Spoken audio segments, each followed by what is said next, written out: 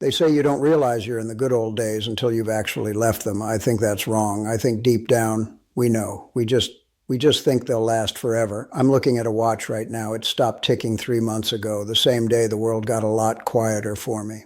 For 52 years, my life was held together by one man. We weren't brothers by blood. We were something stronger. We were brothers by choice.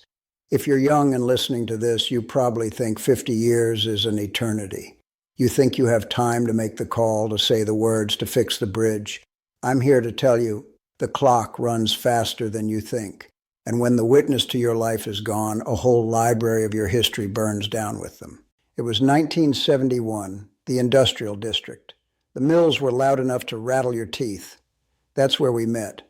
I was the loud one back then, young, brash, always trying to prove I was the smartest guy in the room.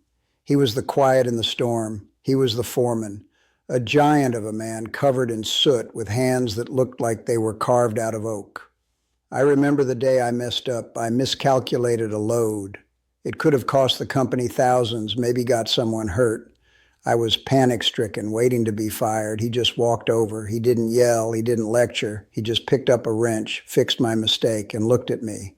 He said, "Kid, you can be fast or you can be solid. The steel doesn't care how fast you are. It only cares if you hold up." That was it. That was the start. We started having lunch on the steel beams overlooking the river. For the first 2 years, I don't think we said more than 10 words a lunch break. We just sat. And that's the first lesson I learned too late. Real friendship isn't about constant conversation. It's about the comfort of the silence. With him, I didn't have to perform. I didn't have to be the successful guy or the funny guy. I could just be. Life has a way of beating you down. It's not a question of if, but when. In 1988, my world fell apart. My business went under. I lost the house. I felt like a failure as a husband and a father. I stopped answering the phone. I pulled away from everyone. Shame does that to a man. It makes you want to hide. He didn't call. He didn't write. He just showed up at my rental apartment at 6 a.m. on a Saturday with a toolbox and 2 coffees. He saw the mess I was in. He didn't ask, "How are you?" because he knew the answer was terrible. He just looked at the broken porch step and said, "We should fix that." We spent the whole day fixing a porch on a house I didn't even own. But he wasn't fixing the wood. He was fixing me. He was reminding me that things could be repaired. Then came the darkness of 2010. When my wife passed away, the silence in my house was deafening. People came by with casseroles and cliches. "It gets better," they said. "She's in a better place." My friend, he sat in my living room for 3 nights straight. He didn't say a word. He just sat there reading the paper while I cried. He poured the whiskey when I needed it, and he took the glass away when I'd had enough. He was the witness. He was the only person left on earth who knew who I was before I was broken. And that is what a best friend is. They are the keeper of your identity. We had a routine. Every Tuesday we played chess. We weren't good, but we played for 40 years. Then about 5 years ago, he moved his knight sideways. I laughed. I said, "Rules haven't changed, old man."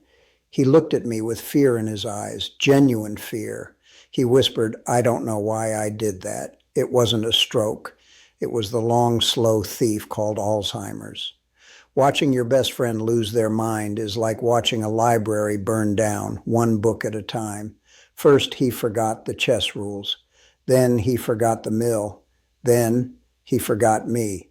I visited him every day. People told me, "Why go? He doesn't know who you are." They didn't understand. I didn't go because he knew me. I went because I knew him. I was holding the memory for both of us now. But here is my regret. Here is the part that keeps me awake at night. In all those 52 years, through the saved jobs, the fixed porches, the silent funerals, the chess games, I never looked him in the eye and said, "Thank you."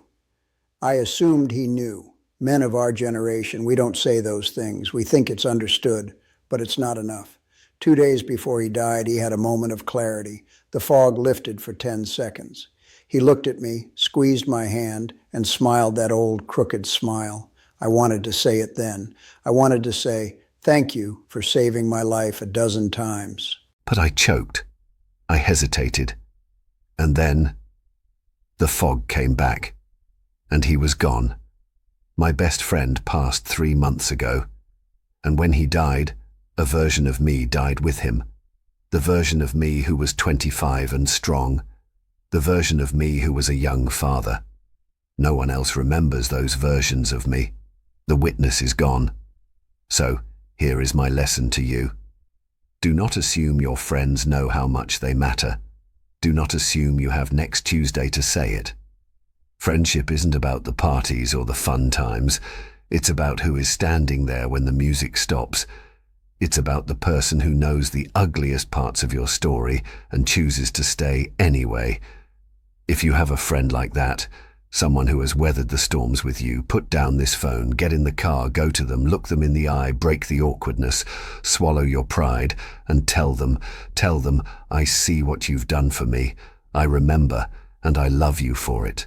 Because one day you'll be sitting where I am.